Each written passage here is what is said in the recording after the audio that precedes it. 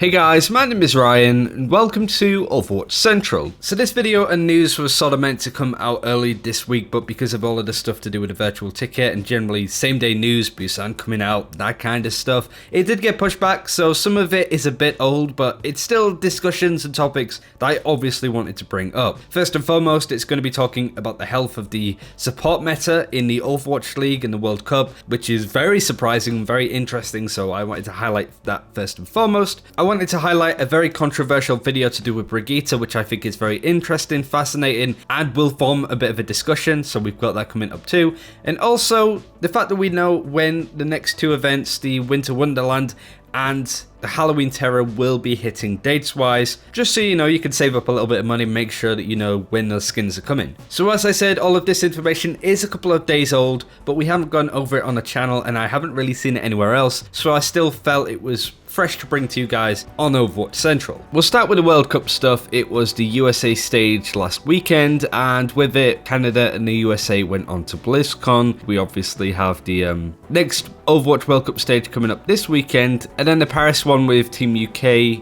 happening the week afterwards. But one thing that I really wanted to highlight from this stage is actually the support balance. This came onto Reddit from Winston's Lab, and this is the support pick rate in the whole of the US stage. And as you've seen, whilst there is obviously big winners like Lucio and Anna, the balance of said strategies is pretty good. Now the thing worth highlighting here is a lot of teams ran that GOATS comp, that triple support, triple tank, and Moira is of course a big part of that. So that does skew the results slightly, but Moira was used in a lot of different strategies, especially in the Canada-USA match where she was used in a very typical lineup, so to speak. So whilst there are certain cheese strategies that were used with these supports in mind, they were all used in fairly standard compositions, and because of that everything looked fairly good. Anna and Lucio are in a really good spot, but that's not to say that you can't run Mercy Zenyatta and have a lot of success with it.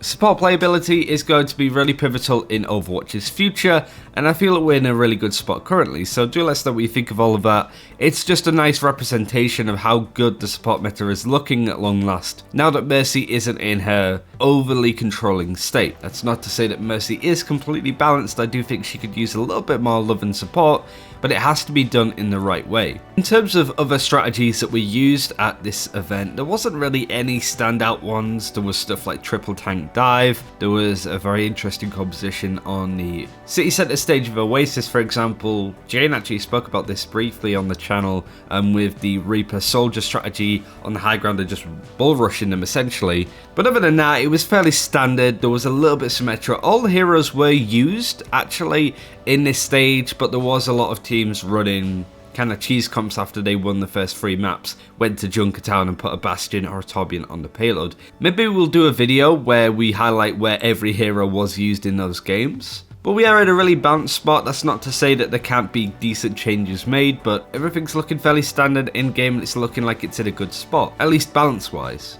One player that was highlighted and called out quite a lot on any form of Reddit was Crimzo. He is the support player for Canada and is actually not in the Overwatch League at all. But after his performance, people are saying that he's pretty deserving of a spot in Season 2 of the Overwatch League, and I would certainly agree. He held his own against a team that was full of Overwatch League players against a team that was full of Overwatch League players, so he fit in nicely in a position that is very hard to deal with, especially in a meta where you don't just play Zenyatta anymore. You have to have a good mix of these main supports that you have to play. One thing that we haven't actually highlighted on the channel so far is that there's going to be 8 new Overwatch League teams. These teams are going to be Vancouver, Toronto, Washington DC, Atlanta and Guangzhou were released earlier.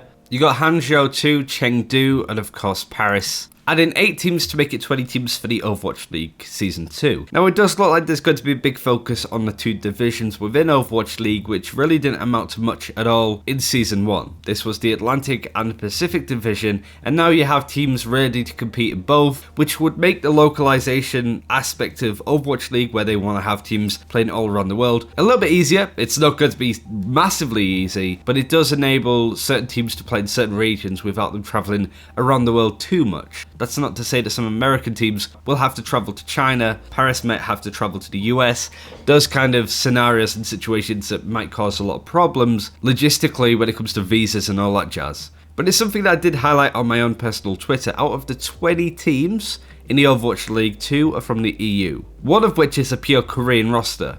And it's really disappointing to not see any more EU teams, but not at all surprising. This isn't really Overwatch League's fault. It's not as if they didn't open up that opportunity for EU investors. But if you are an EU investor, you're not going to spend any form of money on a league that doesn't do anything for you. The game's at like 5 AM our time, so what's the point in investing millions of dollars into a league that just doesn't suit you or your localized audience? It really sucks. It really sucks, and I'm really disappointed, but not at all surprised. But as a Chinese contenders caster and fan, I'm glad to see more teams there, but no doubt a good portion of them are going to be full of just Korean rosters, so that's a shame. Lastly, I don't know how controversial this is going to be, but I did want to highlight this video that came in from Not Justin. This is a video of him climbing from essentially silver to masters just playing Brigitta. It's very much a journey. I would recommend watching it the whole way through, and the link is in the description below. But it just shows this journey of him playing Brigitta, his opinions and remarks on this hero, where this hero is really strong and really powerful still, and how much success he's getting out of it. But the journey starts from him playing from plat to all the way up to masters, just one trick in this hero. And whilst I don't really feel comfortable talking about the balance of Brigitta, it's a discussion. If I say that she's fine, people are going to dislike that stance, but if I say that she could do with nerfs, people are going to dislike that more. She's the new Mercy essentially, and because of that, it's very difficult to talk about it. I remember PvP Twitch saying that he wanted to see a bit of a rework on this hero. It would be interesting to see.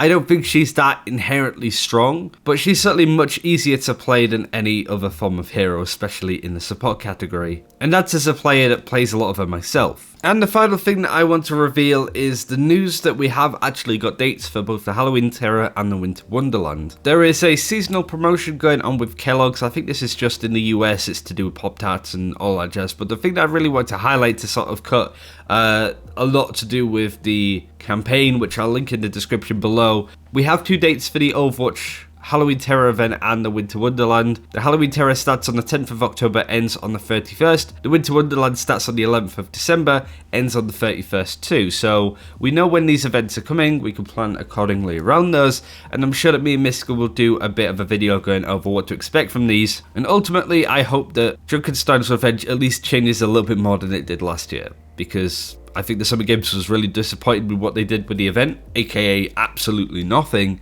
I'd like to see Halloween Terror, which I think is a firm favourite of the events that Overwatch has had in the past, do something much bigger and grander in the whole game mode that they have, because it's really good. I just like to see a little bit more, and a little bit more of a change a year on. But yeah, that's a big mixed match of information and news, but do let us know what you think of all that. Thanks for watching, take care, we'll see you next time.